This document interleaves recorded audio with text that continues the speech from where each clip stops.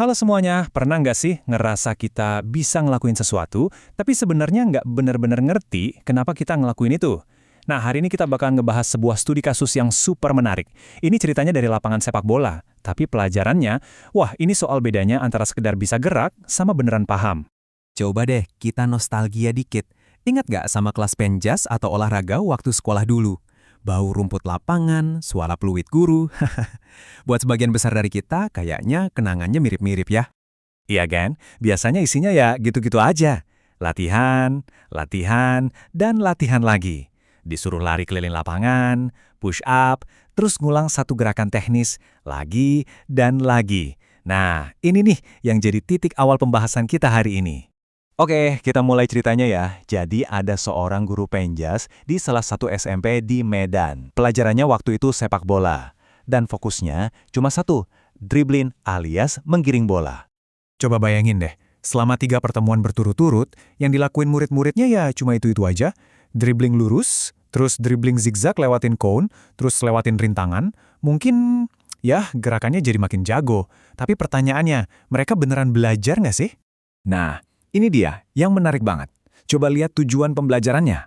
Spesifik banget, teknis banget. Tujuan cuma satu, murid mampu menggiring bola dengan teknik yang benar. Titik, udah itu aja. Nggak lebih, nggak kurang. Dan disinilah akar masalahnya mulai kelihatan. Sekarang, yuk kita bedah lebih dalam. Kita geser dari apa yang terjadi di kelas itu ke kenapa pendekatan kayak gini itu sebenarnya kurang efektif. Ini inti dari apa yang disebut belajar di permukaan doang.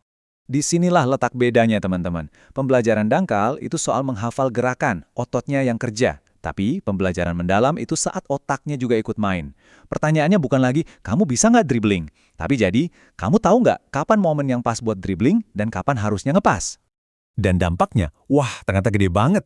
Slide ini ngejelasin masalahnya dengan gamblang. Murid-murid mungkin jadi jago dribbling di antara cones. Tapi begitu main beneran, mereka bingung, nggak tahu cara baca permainan. Hasilnya, motivasi jadi anjlok, penilaiannya jadi nggak adil buat anak yang jago strategi tapi fisiknya biasa aja.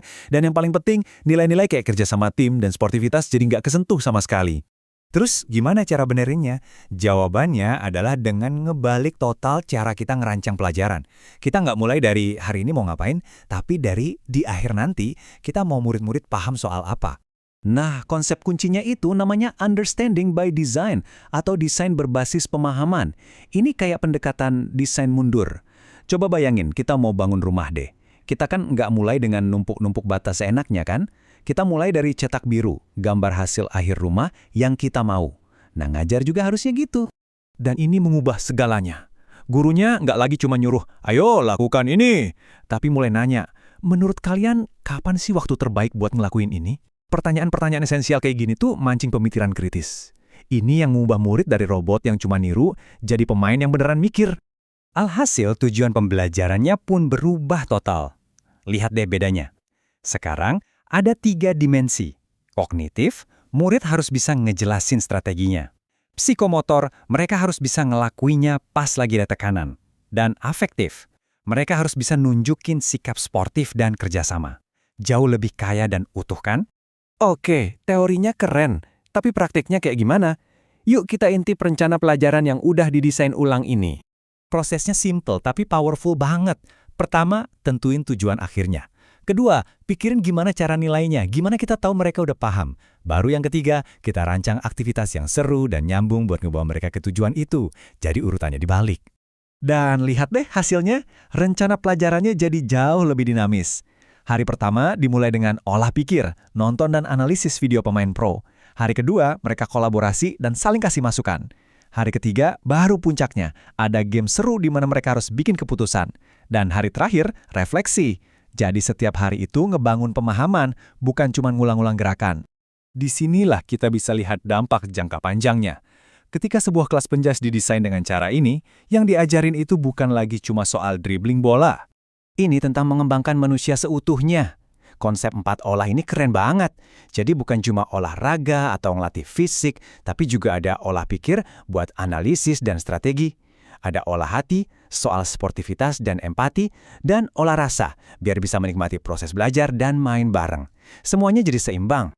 Jadi ini hasil akhirnya. Bukan lagi sekedar murid yang jago dribbling, tapi murid yang bisa mikir kritis, bisa kasih masukan yang membangun, bisa kerja bareng tim, dan bisa merefleksikan proses belajarnya sendiri. Ini tuh skill buat hidup yang bakal mereka bawa jauh, bahkan setelah keluar dari lapangan sepak bola. Dan ini membawa kita ke pemikiran terakhir yang bikin merenung. Studi kasus ini kan tentang kelas penjas, tapi coba bayangin, gimana kalau prinsip ini kita terapin di mana-mana? Di kelas matematika, sejarah, atau bahkan di dunia kerja. Gimana kalau setiap pengalaman belajar itu dirancang bukan cuma buat transfer informasi, tapi untuk ngebangun pemahaman yang mendalam? Itu sebuah ide yang kuat banget ya kan?